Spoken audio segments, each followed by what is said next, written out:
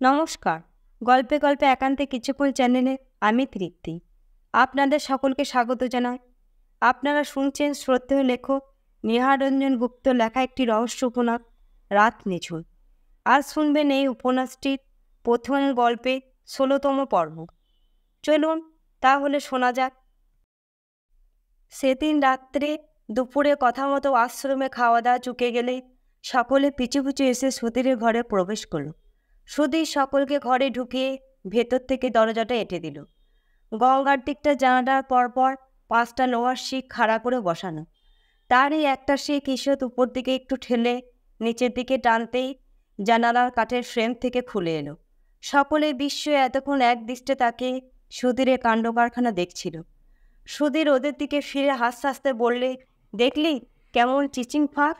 ছুরি দিয়ে কাঠ কুড়ে কুড়ে ফ্রেমে গর্ত বাড়িয়ে সুধীর শিক খোলবার উপায় করেছিল। এইবার এই জানলা পথে সবাই আমরা বাহিরে যাব, সুধীর বলে, প্রকাশ করে তার মতলব। সকলে তখন সেই শিকের ফাঁক দিয়ে একে একে বাহিরে গেল। নিঃশব্দে নিচে হয়ে প্রাচীরের গা ঘেঁষে সকলে আশ্রমের সীমানা পার হয়ে গঙ্গার ধারে গিয়ে দাঁড়ালো। আকাশে চাঁদ দেখা দিয়েছে, তার আলোয় চারিদিক যেন স্বপ্নময়। গঙ্গায় তখন জোয়ার দেখা দিয়েছে। জোয়ারের টানে গঙ্গার ঘোলাটে জল সাদা সাদা ফেনা ছড়িয়ে কলকলো ছলো ছলো করে দুপার ভাসে ছুটেছে। খানিকটা দূর এগিয়ে যেতেই দেখা গেল কয়েকটা জেলে ডিঙ্গি পাড়ের সঙ্গে দড়ি দিয়ে খোঁটার গায়ে বাঁধা। জোয়ারের জলে ছোট ছোট ডিঙ্গিগুলো হেলছে আর দুলছে। সামনেই অল্প দূরে জেলেদের বাড়ি, বাঁশের মাচানে গায়ে জাল শুকাচ্ছে। সুধীর আস্তে আস্তে নিচু গলায় বললে, চুপ, সব গোলমাল করিস নে, জেলেরা টের পেলে কিন্তু আর রক্ষে রাখবে না।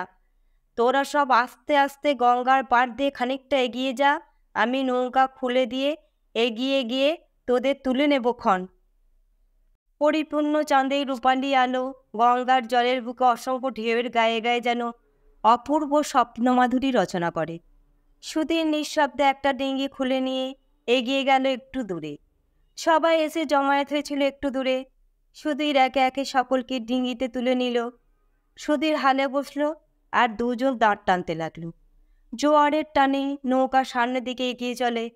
মাঝে মাঝে গঙ্গাবক্ষের শীতল হাওয়া এসে চোখে মুখে ঝাপটা দিয়ে যায়। হঠাৎ সুধীর সকলের দিকে তাকিয়ে বলে, আচ্ছা, এমনি করে নৌকা বিয়ে আমরা যদি দূরে, অনেক দূরে পালিয়ে যাই আর আশ্রমে কোনো দিনও না ফিরি, কেমন হয় বলতো? সুধীরের কথায় সকলের মুখ যেন ভয়ে চুপসে এতটুকু হয়ে যায়। গোবর্ধন ভয়ে ভয়ে বলে, ওসব কি কথা সুধীর? সিংহী সাহেব তাহলে আর কাউকে জ্যান্ত রাখবে না? সুধীর হাসতে হাসতে জবাব দেয়, কোথায় থাকবে তখন সিংহী? আমাদের নাগাল পেলে তো? পরেশ একটু পেটু ঢোক গিলে প্রশ্ন করলে, পালিয়ে যে যাবে? কারো কাছে তো পয়সা নেই, খাবে কি? খিদে পেলে? কেন, নদীর জল আর হাওয়া? অম্লান বদনে সুধীর জবাব দিল। তারপর হাসতে হাসতে বললে, ভয় নেই রে, পালাবো না। সত্যি বলছিস? পরেশ শোধায়, হ্যাঁ, আর সত্যিই পালাতে যদি কোনোদিন হয়ই তবে একাই পালাবো। সেদিন তোদের লেজে বেঁধে পালাবো না। আশ্রম থেকে পালাবার কথা যে এমনি কথায় কথায় বলেছিল সুধীর, তা নয়। সত্যিই আশ্রমে ওই সিংহীর অত্যাচারে ও যেন হাঁপিয়ে উঠেছিল। কেবলই মনে হতো ওর আশ্রম থেকে পালিয়ে যায়, যেদিকে দু চোখ যায় চলে যায়। কথাটা কিন্তু চাপারও এলো না। রাত্রে আশ্রম থেকে পালিয়ে গিয়ে নৌকায় বেড়ানোর কথা কেমন করে না জানি সিংহীর কানে গিয়ে উঠল। পরের দিন সিংহীর ঘরে যখন সকলের ডাক পড়ল, সকলের বুকই ভয়ে দূর দূর করে কেঁপে উঠল। ভয়ে সকলের মুখ চুপসে আমসির মতো হয়ে গেল। শুধু নির্বিকার সুধীর, তার যেন কিছুই নেই। গোবর্ধন এসে শুকনো গলায় বললে, কি হবে সুধীর? বেশি আর কি হবে, কয়েকটা দিন অন্ধকার ঘরে বাস ও পিঠের ওপর কয়েকটি করে বেত রাখা। সকলে যথাসময়ে বলির পাঠার মতো কাঁপতে কাঁপতে সিংহীর ঘরের দিকে রওনা হলো। সিংহী নিজের ঘরে কুরুত্ব সিংহের মতোই হাত দুটো পিছনে করে পায়চারি করছিল। সকলে ঘরে ঢুকতে সিংহী ওদের দিকে তাকিয়ে কঠোর কণ্ঠে বললে, সব সার বেঁধে দাঁড়াও। প্রথমে বিকাশের পালা। তার পিঠের ওপর জোরে জোরে কয়েক ঘা বেদ পড়তেই সে যন্ত্রণায় কেঁদে উঠল। সহসা এমন সময় সুধীর সিংহীর সামনে এসে গম্ভীর স্বরে বললে, ওদের কোনো দোষ নেই স্যার, সব দোষ আমার। আমি ওদের পরামর্শ দিয়ে আশ্রমে বাইরে নিয়ে গিয়েছিলাম। মারতে হয় আমায় মারুন। সিংহি ভুরুকুটি করে সুধীরের দিকে তাকালো, তারপর ব্যঙ্গ মিশ্রিত কণ্ঠে বললে, ও তুই পানের গোদা, অলরাইট, জানতাম, আমি জানতাম। সিংহি নির্মমভাবে সুধীরের সর্বাঙ্গে সজোরে বেদ চালাতে লাগলো। সুধীর একটি শব্দ পর্যন্ত করলে না। প্রায় 15 মিনিট ধরে বেদ মারবার পর সিংহি বললে, আজ যা, কাল তোর বিচার হবে। সকলে নিঃশব্দে ঘর থেকে বেরিয়ে এলো। রাত্রি গভীর। আশ্রমের সকলেই যে যার বিছানায় অপরে ঘুমোচ্ছে। সুধীর আস্তে আস্তে শয্যার ওপর উঠে বসল। নির্মম বেতের আঘাতে তার সর্বাঙ্গ তখনও বিষের জ্বালার মতোই জ্বলছিল। পাশেই অন্য শয্যায় শুয়ে ভিখু, বোধহয় অপরে ঘুমাচ্ছে। দুপুরেই কারিগর এসে জানালার শিক ফ্রেম বদলে নতুন করে বসিয়ে দিয়ে গেছে। সুধীর একটা পুটুলিতে কয়েকটা জামা কাপড় বেঁধে আস্তে আস্তে দরজাটা খুলে ঘরের বাইরে বারান্দায় এসে দাঁড়ালো। রাত্রির আঁধার, চারিদিকে যেন গভীর মৌনতায় খাঁ খাঁ পড়ছে। বারান্দা থেকে সুধীর আশ্রমে আঙিনায় এসে দাঁড়ালো। মাথার উপর রাতের আকাশ, শিহরে তারার প্রদীপ জ্বালিয়ে শুধু একাকী জাগে। সমস্ত আকাশটা জুড়ে যেন গভীর ঘুমের ঢুলুনি নেমেছে। সুধীর একবার দাঁড়ালো। কত স্মৃতি বিজড়িত এতকালে আশ্রমটা যেন এক অদৃশ্য মায়ার বাঁধনে তাকে পিছন থেকে টানে।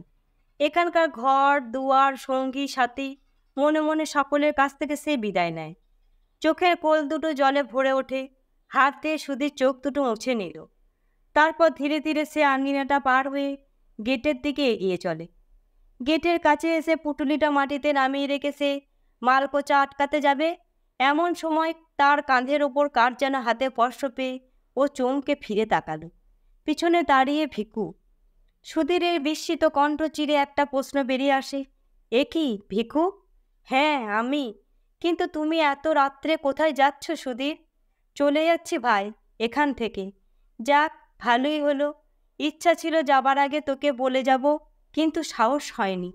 পাছে তুই আমায় যেতে কোনো রকম বাধা দিস। তুমি যাচ্ছ, কিন্তু কেন চলে যাবে? সুধীরের ওষ্ঠপ্রান্তে করুণ একটু হাসি জেগে উঠল। বললে, এখানে আর আমি থাকতে পারলাম না ভিখু। দেখি এত বড় পৃথিবীতে এই আশ্রম ছাড়া আমার আর কোনো স্থান মেলে কিনা। এই আশ্রমের নিয়মকানুন, এর অত্যাচারে আমার দম আটকে আসে। এ বন্দি জীবনে আমি অত্যন্ত হাঁপিয়ে উঠেছি, তাই চলে যাচ্ছি। তারপর হঠাৎ ফিক করে একটুখানি হেসে বললে, সিংহিটা খুব জব্দ হবে। কাল যখন সকালে উঠে দেখবে যে খাঁচার পাখি পালিয়েছে। কি বলিস? আমার ভারী ইচ্ছা করছে তখন ওর মুখের চেহারাটা কেমন হয় একবার দেখবার জন্য। যাক, আমার বদলে তোরাই দেখিস। কোথায় যাবে? ভিখু জিজ্ঞাসা করে। কোথায় যাব তা তো জানি না, আর ভাবনাই বা কিসে? এত বড় দুনিয়ায় জায়গার অভাব হবে কি? ভিখু চুপ করে থাকে, কোনো জবাব দেয় না। লোহার গেটের মাথায় সব ঘন সন্নিবেশিত ধারালো লোহার শিক বসানো। সেই দিকে তাকিয়ে ভিখু প্রশ্ন করে, কিন্তু গেট পেরোবে কেমন করে? সুধীর একটু হাসল। তারপরে একটু এগিয়ে গিয়ে দারোয়ানের ঘরের পিছনের কামিনী গাছটার তলা থেকে পোল জাম্পের বড় বাঁশের ডান্ডাটা নিয়ে এলো। বাঁশটা দেখিয়ে বলে, এই দেখ, সন্ধ্যাবেলা লুকিয়ে এটা এখানে রেখে গিয়েছিলাম। তারপর পুঁটুলিটা দাঁত দিয়ে কামড়ে ধরে অক্লেশে সুধীর বাঁশের ডান্ডাটার ওপর ভর দিয়ে গেটের ওপাশে গিয়ে ভল দিয়ে লাফ দিয়ে পড়ল।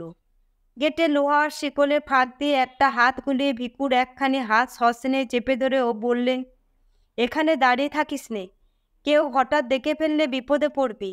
যা, ঘরে গিয়ে শুয়ে পড়গে যা। তুই দাঁড়া সুধীর, আমিও তোর সঙ্গে যাব। ভিকু বলে, পাগলামি করিস নে ভিকু, কোথায় যাবি আমার সঙ্গে? তুই যেখানে যাবি। না ভাই, তুই যা। আচ্ছা আসি, কেমন? ভিকুর চোখের কোণে 2 ফোঁটা জল চিকচিক করে ওঠে। ছি ভিকু, তুই কাঁদছিস? কাঁদছিস কি রে বোকা ছেলে? দৌড়। ভিকু মুখ ফিরিয়ে নেয়। সুধীর ধীরে ধীরে হাঁটতে আরম্ভ করে। সহসা তারও চোখের কোল দুটো বুঝি জলে ঝাপসা হয়ে ওঠে। সামনেই পায়ে চলার পর রাতের আঁধারে থমথম করছে। হাত দিয়ে চোখ দুটো মুছে নিয়ে সুধীর দ্রুত চলতে থাকে। আস্তে আস্তে একসময় রাতের অস্পষ্ট আঁধারে সুধীরের ক্রমচলমান দেহখানি একটু একটু করে একেবারে অদৃশ্য হয়ে যায়। ভিকু তখনও দাঁড়িয়ে গেটের অপর দিকে। আজকের মতো এখানেই শেষ হলো নিহারঞ্জন গুপ্তর লেখা রাত নিঝুম উপন্যাসের প্রথম গল্পের ১৬তম পর্ব। গল্পটি ভালো লাগলে লাইক, শেয়ার ও কমেন্ট করবেন আর সাবস্ক্রাইব করে আমার পাশে থাকবেন। আপনাদের সকলকে ধন্যবাদ।